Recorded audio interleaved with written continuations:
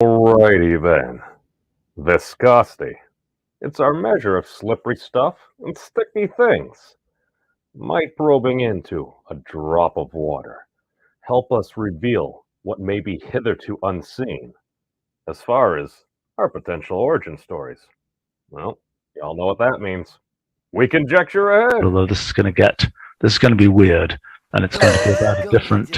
Title of the conference was something like "Ground Truth" or "Turtles All the Way Down," and so it seems as though there's one Ruliad. I don't think it rules them all, and it might be just hyper rulial turtles all the way down.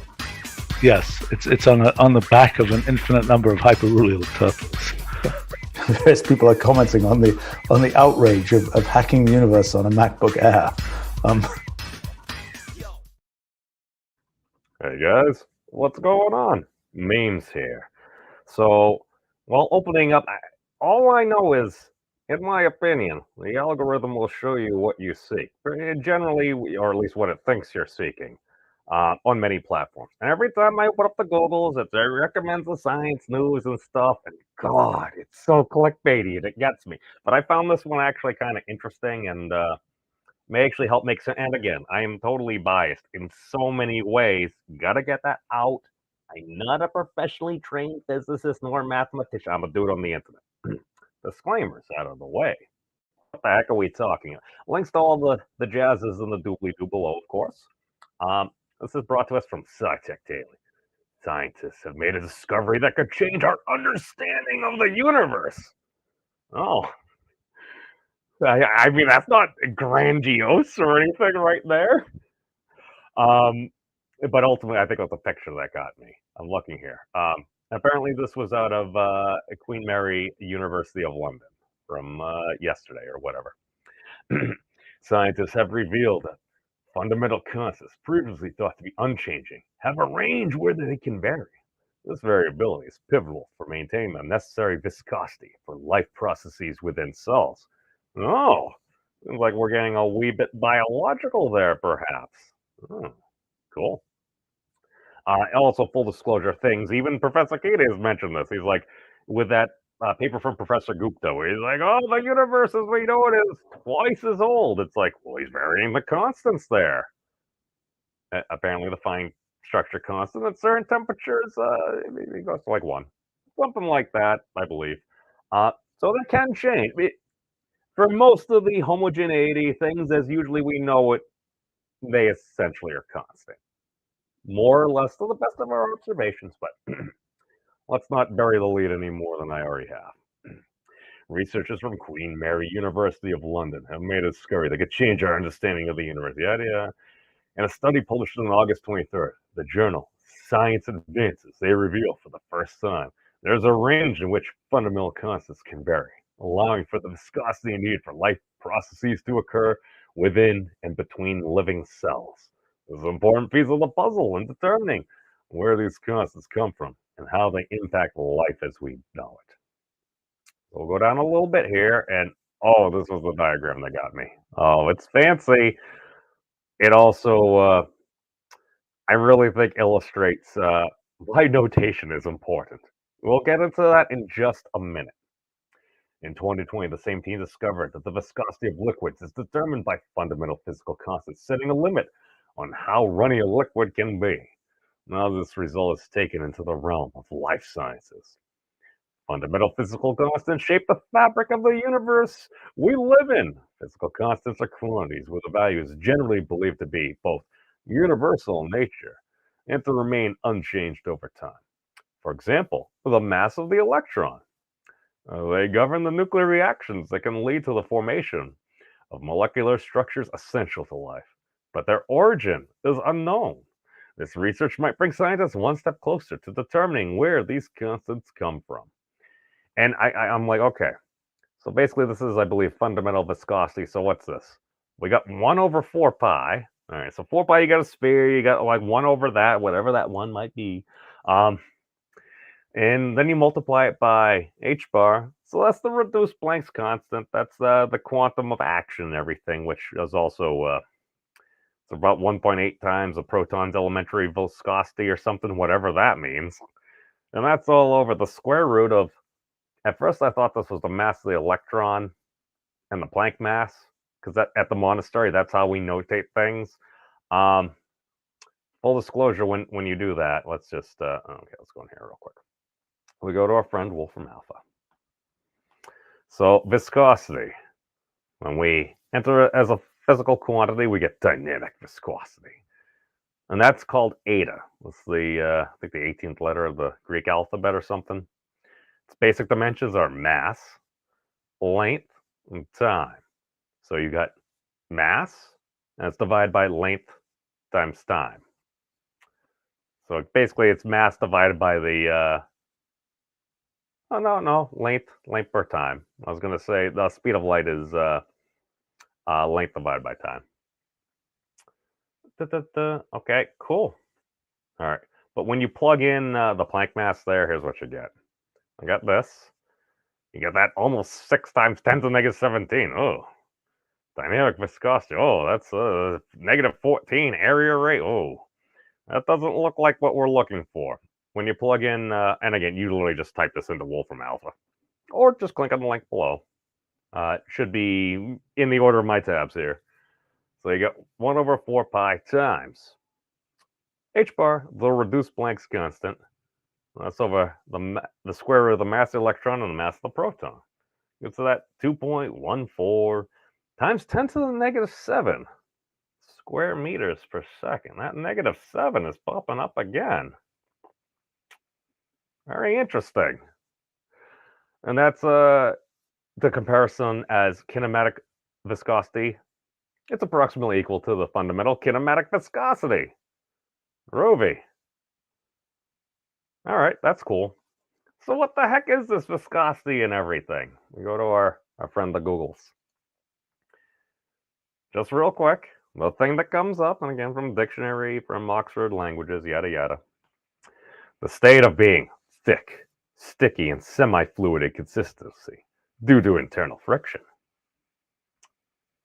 Or, a quantity expressing the magnitude of internal friction is measured by the force per unit area resisting a flow in which parallel layers of a unit distance apart have unit speed relative to each other. Those were a lot of words. I don't know what that means. We go to our friend Wikipedia. Oh, that's what they're saying. Yeah. So basically, it's basically how quickly stuff moves. So it's like you pour something like water on one end, okay? It does that. If you got something thicker, like, I don't know, maybe gack or concrete or something like that, it's probably, especially if it's thick, it's going to pour out thicker. It's kind of like you got a syrup. It might be runny. It could be thicker. That's the difference in the viscosity. And sometimes the preferred palatability. But I digress. The viscosity of a fluid is a measure of its resistance to deformation. Oh, that seems important. At a given rate. For liquids, it corresponds to the informal concept of thickness. For example, syrup has higher viscosity than water. Viscosity is defined scientifically as a force multiplied by a time divided by an area. Oh, so the force of mass, and then the length, and then the time. Oh, our Newton seconds per square meter or Pascal seconds. Oh, so many different layers of stuff. Oh, man. Ages. What's going on? Yes, it's the measure of goo. The flowiness of goo within stuff and things. Friction. I think that generates heat. Oh, this is going to get... okay, so before we dive any deeper into any of this, hold on, let me re-up my Dragon Ball music. There we go. Don't measure my... Leave my nerdness alone. Okay, so we go to the link that they had here. So that arc's cool. So we throw that little equation to Wolfram Alpha. So now they're layering out different constants. So E, they're talking about the mass of the electron. C is the speed of light. H bar, that's the reduced Planck's constant. G is gravity. So they're trying to line it all up because we're looking at how all these things relate to try to figure out better what's going on. So they do link, where is it? The link to the article is, oh, the link's right here. Constraint on fundamental physical constants from biofriendly viscosity and diffusion. Is it really biofriendly? Oh, is that what they're talking about with water? Maybe. All right. For the abstract, real quickly. The problem of understanding fundamental physical constants, their values, was discussed in particle physics, astronomy, and cosmology. Here I show that an additional unexpected insight comes from condensed matter physics and liquid physics in particular. Fundamental constants have a biofriendly window constrained by biofriendly viscosity and diffusion, setting the motion in essential life processes in and across cells. We also show the balance of viscosity, diffusion, and the fundamental velocity gradient biochemical machine can all be varied while keeping the fine structure constant and the proton to electron mass ratio intact, with no implications for further production of heavy nuclei in stars.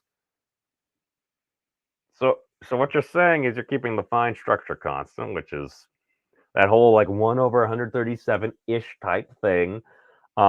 If you can keep that the same, it could be fair, it does vary here and there a little bit, but you can keep that, and you would assume that the proton, the electron mass ratio, that's like 186, would be the same. So, I mean, if those are the same, then maybe we'll explain a lot. Maybe this makes no sense. This leads to a conjecture, thank you, of a multiple tuning and an evolutionary mechanism. So basically, it sounds like he's giving some wiggle room to some of the equations and calculations we've done, saying if this does vary a little bit here, it might make it easier for life to kind of take off. All right. So, yeah, basically, you got these things here. So basically, what is that? They're going over the fine structure constant at 186. Okay. So all this stuff is here in case anybody wants to read it here.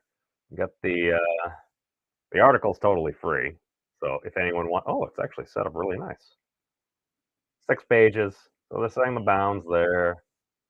We got some equations. So if you want to look at some of that work, probably I'll do that a little bit deeper where I throw some pizza in the oven. But let's delve into rampant conjecture here. Because again, we already have some. Let's take it to the next level. So when we throw these in here, okay, we had our numbers, we had our our fundamental kinematic viscosity. Let's go a little deeper. I was just curious about the prefix there, that 1 over 4 pi, and apparently it's a transcendental number. Allegedly, most numbers are transcendental, but we only know, like, I don't know, like 40 or 50 of them, apparently. It's actually a hard thing to find out. I keep on putting in some things that I hear that sounds kind of cool. It's like, oh, that's a transcendental number. So I run across, I don't know, maybe like half dozen. I wonder if they're important. No idea. So we put in the unit H there. So when we identify as a unit, that's Planck's constant. That's that 6.626 times 10 to the negative 34 joule seconds. So yeah. So basically, it's a circle of the reduced Planck's constant. You get that 2 pi in there. And comparison as elementary viscosity. It's 1.8 times the proton's elementary viscosity. That's cool. The interesting thing over here is viscosity's initial it's mass, length, time. Length and time until the negative 1. Again, the Planck's constant, it's length too. It's length squared. That means area. Oh, and that's also on top, actually. It's not to the negative. Interesting. I didn't notice that until right now. So what happens when we throw some of these into units? So let's take mass, length squared, and time to the negative 1. Oh, groovy, Jess. Hey, Golly. Thank you for joining. That's a really exciting time to be a nerd, I'm going to claim. I keep on... I'm curious what the Gaia satellite's going to say. I have also been getting some more recommended videos on quantized inertia. I'm not saying that's going to help explain everything, It may explain some things. So when you throw those units in there, that literally just Planck mass times the Planck length squared. You just carry it up to 2. And then if you want to throw in the denominator, you just do Planck time -1. So you throw it down below. That gives us blah, blah, blah, blah, blah, blah. The reduced Planck's constant. You throw a 2 pi there, you get Planck's constant. Cool. So we got our hyperbolic vortex equation, our friend over here.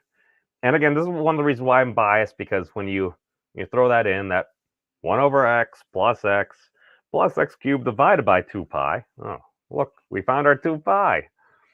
Equals I raised to the I, which is, I believe, also kind of the Euler identity, that e to the I whatever, I pi or what. Oh, I'm butchering. I apologize to my friends in mathematics.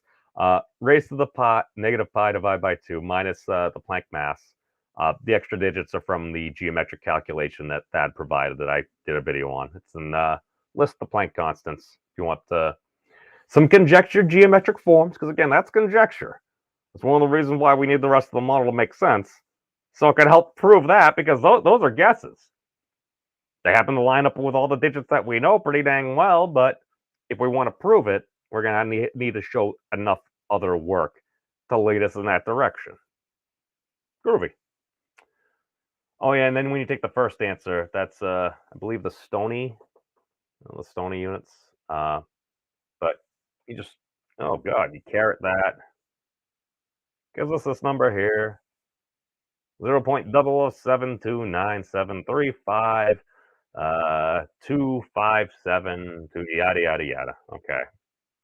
We look for the structure constant. Alpha.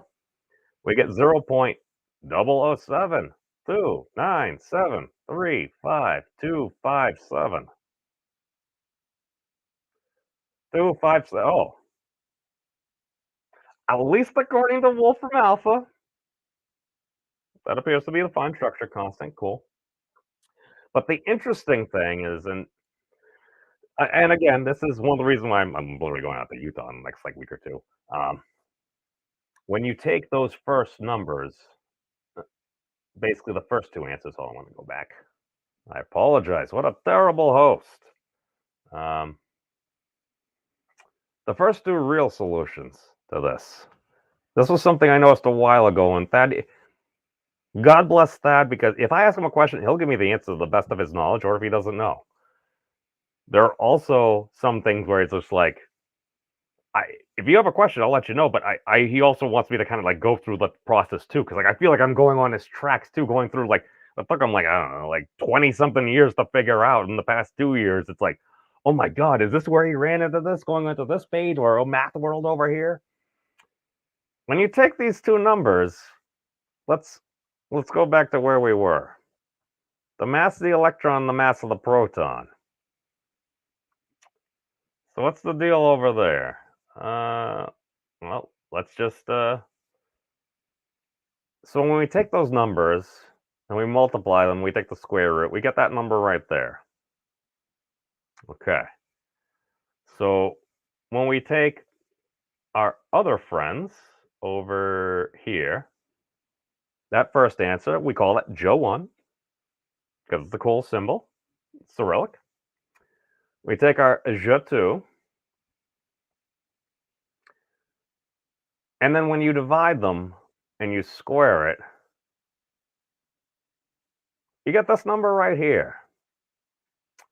Now that is not the proton to the electron mass right there, ratio. The proton to the electron mass ratio is 1836.15267. So that's the number of significant digits Wolfram Alpha is pretty sure at. What do we have with the other thingies right there? We had 1840. So we're off by about 7 or so. So the conjecture is, and again, just conjecture on my part, is these ratios right here. This seems to have to do with a lot of electrical things, or at least electron-wise. Because when you also multiply that by the elementary charge, I believe you get the charge of the electron. I should have been in another past video. But when you look at these ratios, what's the difference? The difference, I would claim, is a geometric action. And we have that broken down into all the little separate parts in other videos. But I was just curious, just do a tangential topological relation. But when what's the difference? We take that 143, yada yada, all that jazz, minus that 1836 and all that jazz. We get this number here. Okay. We go to that number. That's a lot of digits, and we only had so many digits for the other thing. So is this a fair comparison? We get all these crazy... Let's cut some digits off. Okay. So we go down to 1, 2, 3, 4, 5, 6, 7, 8, 9, 10, 11, 11 or 10, depending on if you what side of the decimal point is, but we'll say 10 significant digits. Okay. Anything cool there? I can't parse any of that stuff there. I don't know what that means. Let's go further. Okay, so we take a little bit off the top. I don't see anything that really... Oh, maybe a few things, some of that tetrahedral stuff. Okay. The 5 pi 3, okay, that's nifty and everything. I still don't really parse anything there. Still nothing. Like another digit off there. Oh. I mean, that's a neat thing. 1, 2, 3, 4, 5. And again, I'm not saying that this is anything. This would be part of the method we'd use. We'd actually use the universal binomial factorization equation and everything like that, which we've done before for the speed of light. I should have probably actually done for this, but to do it well, you need to go through as many iterations as you can, and that's not fully automated yet because we don't have these answers yet fully in Wolfram Alpha. We're working on... Hey, Dan, what's going on, my man? I'll see what I did there. But the interesting thing is, this is something I could attempt to parse because... What do we got? We got 2 times the square root of 7 times the Euler-Maccheroni constant times pi. I mean, those are very useful things within mathematics, and at least the model that we're working on. Just initial tangential, probably completely wrong, because I'm not even using the best factorization. Working with a model as a double cover. I think even Kali, in some of her work in neutron decay cosmology, found a second cover there, which was very interesting. Again, I think we're all kind of trending in the same direction. Oh, Kali, I also want you for the Cosmic Council. We're going to start a weekly show talking about science and just trying to explore, like, things. That's the best I have for a model right now. But 7 is the Bracket scale symmetry, because you can have 7 equally sized circles within another circle there. The Euler, I want to say macaroni constant. Oh, God. The Euler-Maccheroni constant. Oh, God. It's the Euler. It's the Euler-Maccheroni constant times pi. I just think that that's pretty cool. It just happens to pop up just right around a certain number of significant digits. So at least if I was going to quantify something, might that have anything to do with it? I have no idea. That just happens to be a really cool closed form that gets like 5 or 6 significant digits right there. But yeah, that's all I really got. I am not Stephen Wolfram, although he's previous guest of the channel. Hopefully have him on at some point or another. Yeah, I don't like to bother him that much. The dude, man, gets like 600 emails a day. He was nice enough to at least get back to the one that I sent a while back. But yeah, all I know is I think some really exciting stuff's on the horizon because our instruments are getting better, and we're getting a generation of a lot of really smart young new people that are interested in this stuff. That and ChatGPT has helped teaching people how to code that seemed like a bit more of a hurdle. So, or it does it for you. Combined with Wolfram Alpha, the sky's the limit and the space is the place, I claim. But take care of yourselves, everyone. It's a whacking wild world up there. Let's do our best. Peace.